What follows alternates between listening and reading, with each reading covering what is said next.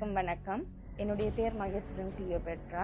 தமிழ் தேசிய பேரவை சார்பாகவும் அகில இலங்கை தமிழ் காங்கிரஸ் கட்சியினூடாக ஒரு வேட்பாளராக களமிறங்கி இருக்கின்றேன். மாகாண சபை தேர்தலில் போட்டியிட்டு வென்றிருந்தேன்.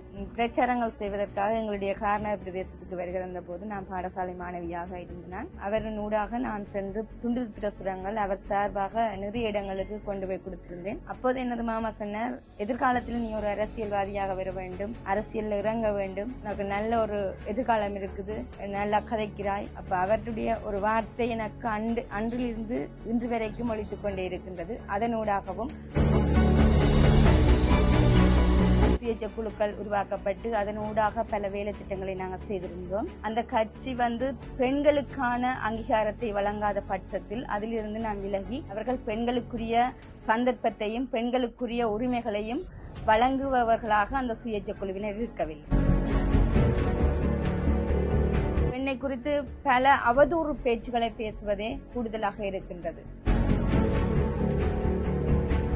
அது சரியான மன உளைச்சலுக்குள்ளாக்கப்படுகின்றது. அதனால் எங்களுக்கு அடுத்த கட்ட வேலையை செய்வதற்கு எங்களுடைய மனமோ எங்களுடைய உடல்நிலையோ இடமளிக்காதென்றுதான் குறிக்கொள்ளக்கூடிய விடயமா இருக்கு. அதே சமூக வலைத்தளத்தின் ஊடாகவே பதில்கள் வழங்கியிருந்தேன். வெளியால வர வேண்டும், அது ஒன்றுக்கும் பயப்படக்கூடாது. நாங்கள் செய்கின்ற செயற்பாடுகள் சரியாக இருந்தால் எந்த வேலையாக இருந்தாலும் துணிந்து செய்யலாம் என்றே கூறிக்கொள்ளக்கூடிய விடயமாக இருக்கு.